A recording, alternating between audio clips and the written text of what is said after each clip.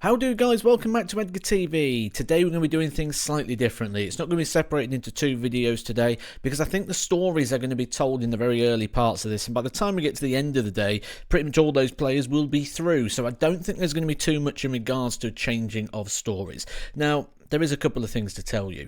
First of all, I have a very intensive content plan coming next week, so if you are new to darts and you need some of this content, do make sure you hit that subscribe button right now, because next week I'm going to be talking about notable players that do not have a tour card, all the tour card holders, what it means to have a tour card, what are the different tours, how the rankings work, everything you're going to need to know to be able to follow the darts, and a little bit of insight as well from my time when I was an 11-year professional player on the PDC, alongside now working in a punditry and commentary role for the PDC and other brands. So I'll be able to share with you all the information you need to know so you can follow this sport, and I'll be following it all year long. But first of all, let's have a look at Q School and what we need to follow here.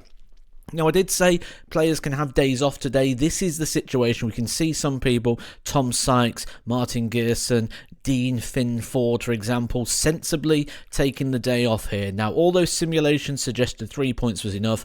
I don't quite understand the likes of Jim McEwen playing. I don't understand the likes of Cam Crabtree, Mark McGean, who's on 7, because under no circumstances are the players here going to be missing out. It looks like 3 points will be enough with a good legs difference in place. Now, we have got a couple of players here on 3 points who have decided not to play today. David Pallett being one, Steve Hine being another, Tommy Lishman. Maybe that's because they're thinking, do you know what, I'm probably already in, I'll take the punt, and if not, I'm happy just to do the challenge tour. We will see how that pans out for those a bit later on. We'll have a look on the European side of things as well in a moment, where once again we're going to take a look at the averages to see the differences between the two, and the same story exists once again. 6 points difference in regards to the averages from the European to the UK. At this stage one, it's significantly harder to perform and get through the UK one. Now, you will see the average drop. The reason for that, and I expect it will be so much the case as well today, is because when we look at the players, we're taking the top 8 players out throughout the day. Today we're also taking out high performers, people who's got lots of points on the board.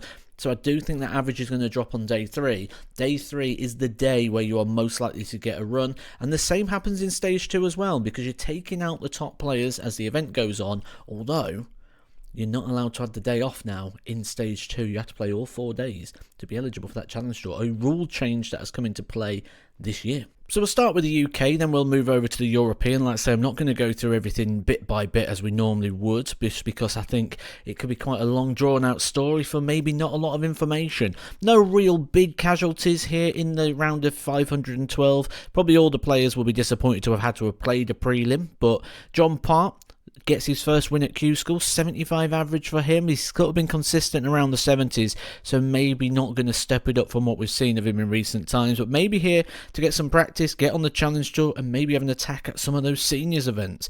Robert Thornton, a little bit surprised to see him in the mix here, as I am Cameron Crabtree.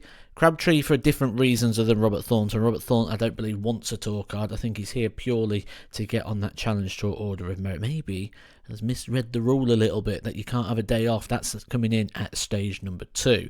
And as I've already said, guys, do check out this channel as well, the Mission Darts channel, at Mission Darts. I will put it in the description below. It's myself and Andy Cornwall. We give you lots of information. Another channel for you to be subscribed to. How to throw darts, looking at releases, how to stand, how to grip. Rate My Hockey, a great series, dart shops, and loads of other content that's coming out in the very near future. So do go pop a subscribe onto that, as well as your Edgar TV. It's Edgar TV, but with a budget, basically. So the stuff looks nice rather than what I've got here. And if you wasn't in my live streams, guys, I am moving to a studio on the 18th of January. Edgar TV's going up. Surely that's worth a like. We are purely picking out those key stories today. Here's one, Scott Taylor, Super Series champion. A lot of people expected him to go through. He doesn't even pick up a single point, as Ron Muhlenkamp the same over in the European phase. Fallon Sherrick 5-0 win over Danny Moore should be enough in regards to her hopes of picking up a space in phase number 2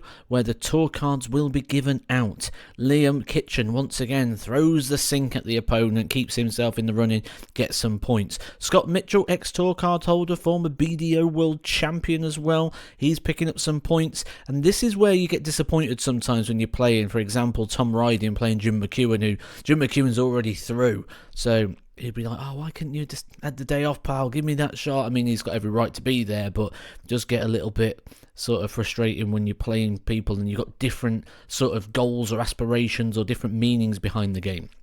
Steve West, 5-4 defeat for him. He did say he wasn't going in to sort of get a tour card. Obviously, if he stumbled across one, he would have loved that situation, but didn't quite perform at Q School the way he has on things such as the Modus. Aaron Beanie, great to see him pick up a victory, getting a victory over Niall Cullerton. Great player, Niall Cullerton, been working really hard on his game.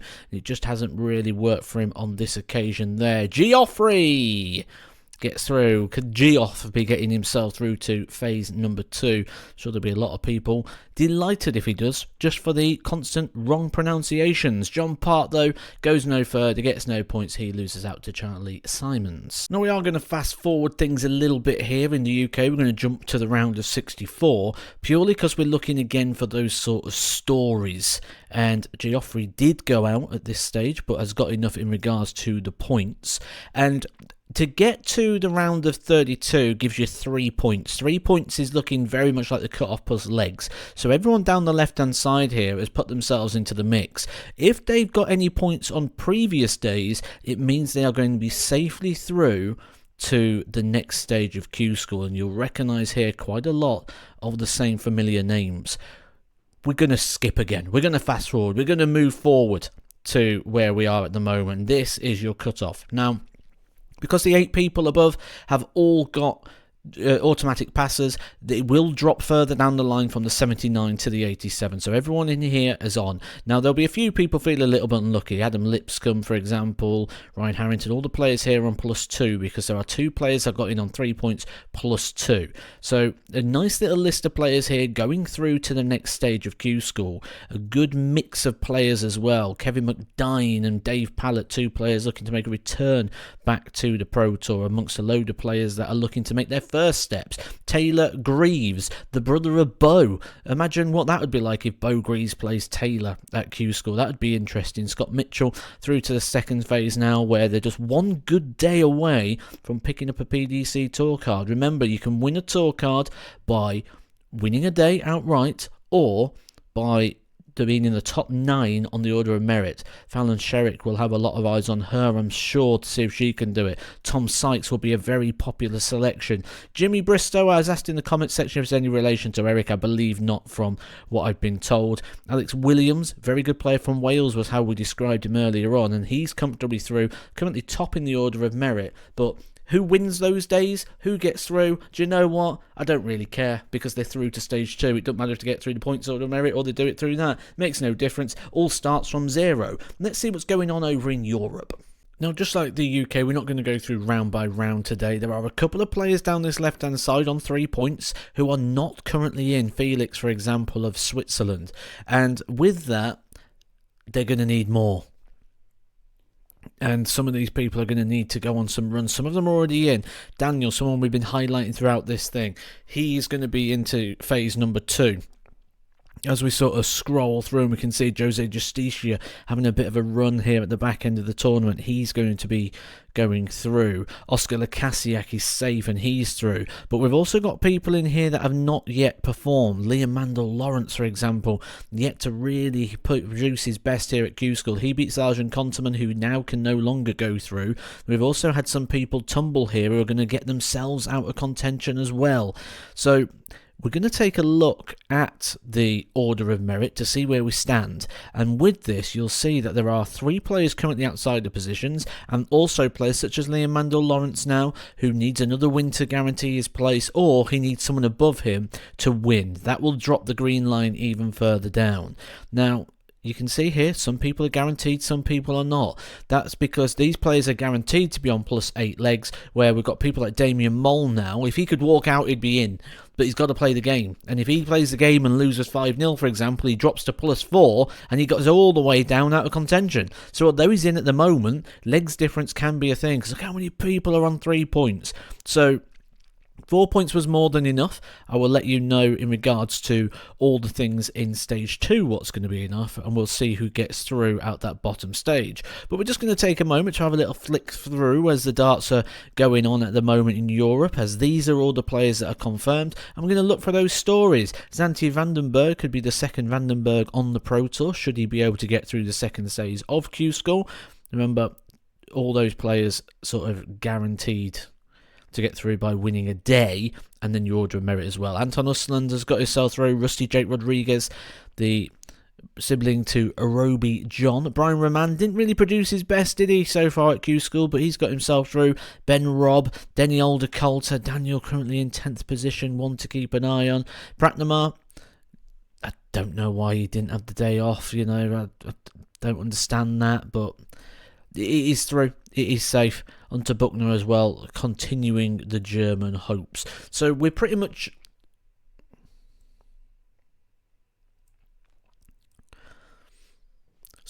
secure now with the players that are going to be going through to the second phase of Q School. Now, let's say this video is not quite the same as the other ones in the aspect that we haven't quite dug into those average and all the stories. And that's just because I find this day, to be honest, the least entertaining to cover over. Now, the reason for that is, as I said at the start of the video, it's not one of those days where you sort of look at it and there's lots of stories everywhere. The stories kind of get cut off from around about the last 64. So there's not as much drama. The drama really kicks off now in stage number 2. I will be doing these reviews for the first 3 days, and on Sunday I'm hoping to be going live. So come join me for live reaction to everything that's going on. We'll watch some games and cover both of the Q schools. So that live coming on Sunday. Make sure you subscribe, you've got your notification bell on. Let's see who took the final spaces. Well, that's it. We know the lineup. We know the field. These are the final players that take the final spaces. Again, just like in the UK, a bit harsh in regards to the leg difference. Some players on 3 points and +6 not getting in, while other players on +3 and 6 getting in. That is gone to legs 1 column. Leomando Lawrence and Andrea there with 31 and 28, while there's Dominic and Christopher only getting 27 and 20. So when we take a look, Leomando Lawrence, another German, Nico Plum, another German, quite a lot of German support here.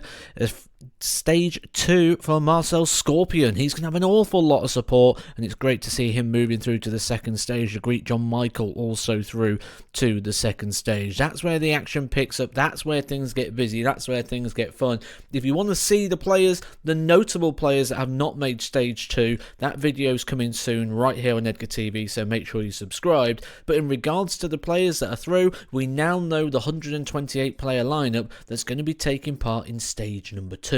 Just a little reminder for you now. Stage 1 is done. That's in the red. We now have the winners of the days, which we don't know who's won on day number 3 because everyone's through anyway in regards to that order of merit. So we're not even going to cover that bit.